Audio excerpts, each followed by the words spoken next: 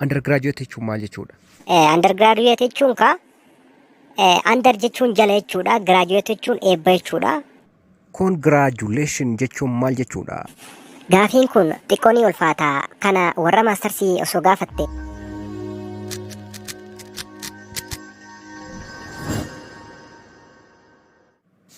Obboleessa keenya kan yuunivarsiitii irraa digiriidhaan eebbifamee bahee warqee badhaafamuudhaan chaanala keenya irratti affeerrii taasifneef baga nagaan dhufte jennaani. Baga nagaan dhufte anaa dhufu siin jenna. Hayyee isinis baga nagaan nu eeddani.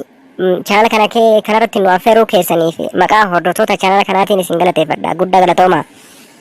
Tole obboleessa keenya maaliin eebbifamte? Dipaartimentii muummee maaliitiin eebbifamte? Akkamiin badhaafamuu dandeesse? Waan jedhu kanarraa eegallaa ammee achirraa nu eegali.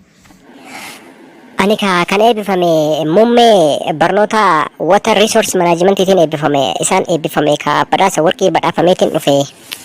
Hayyee gaariidha. Water resource managementiin waa'ee maalii qorata? Maal irratti hojjeta? Mee deebii kan nuuf deebisi. Water resource managementiin waa'ee bishaanii irratti kan hojjetu. Water resource management jechuun hoggansa waa'ee maddoota bishaanii jechuudha. Kanuma. Hayyee gaariidha. Mee haa ta'uuti post graduate jechuun maal jechuudha? Post graduate wanni jedhamu ni jira. Maal jechuudha post graduate jechuun? Tole post graduate jechuun akkuma beekamu waan tokko Facebook irratti post yoo gootu wanni ati post gootu sun wanni ati maxxansitu sun post jedhama. Kanuma post graduate jechuun immoo isumaa wal qabataa waan ati Facebook irratti maxxansitu jechuudha. Post graduate jedhama wanti Facebook irratti post ta'u post graduate jedhama. Okay, post graduate jechuun Facebook irratti waa wayii post yookiin maxxansu jechuudha. Akkasitti baratte water resource management irratti akkasitti barattanii moo namarraa dhageesse moo dubbisteeti moo beekumsa waliigalaatiin deebii kana deebisuu dandeesse? Kana beekumsa waliigalaati. Post graduate kana mana yuunivarsiitii keessatti sin dhageessaa jecha dhagamaa jecha beekamaadha. Kanaaf jechi kun anaaf salphaadha. Kanaaf post jechuun akkuma namoonni hedduun ni beeku. Post jechuun maal akka ta'ee fi post graduatein dhumarraan kan itti dabalame san qofa jijjiirama biraan qabu. Kanuma. Tole gaariidha. Gara gaafii ittaanutti yoon darbu. Undergraduate jechuun maal jechuudha? Undergraduate jechuun maal jechuudha? Mee sadarkaa amma jirtu kanatti kaatii waan kana sirriitti beekta jedhee waan yaadee fi undergraduate jechuun maal jechuudha? Hayyee kuni baay'ee salphaadha. Gaafii bareeda. Gaafii salphaadha garuu undergraduate jettee miti. Undergraduate jechuun under jechuun jala jechuudha. Graduate jechuun eebba jechuudha. Kanaaf eebba jala jechuudha yookiin immoo kan hin eebbifamne jechuudha. Ganaa eebbifamuuf nama jiru jechuudha undergraduate jechuun. Akkasii jecha salphaadha baay'ee tokko. Under jechuun jala, graduate jechuun jala, eebba jala jechuudha. Ganaa eebba hin geenye nama eebba hin geenye jechuudha. Goobaz baay'ee cimaadha. Hagamaatti gaafilee sirrii na deebiseerta. Jabaadhu haaluma kanatti fufii amma gara gaafii itti aanutti dabarra. Tole gaafiin kiyyaa inni sadaffaan ammas gaafadhu kaa. Congratulation jechuun maal jechuudha? Congratulation jedhamu barattoonni yeroo eebbifaman akkasuma namni tokko yeroo fuudhaas haa ta'u keessafuu yeroo eebbaatitti namoonni congratulation namaan jedhu. Maal jechuudha congratulation jechuun? Hayyee congra jechuun karaa lamaan hiikkataa. Congratulation jechuun hiika lama qaba.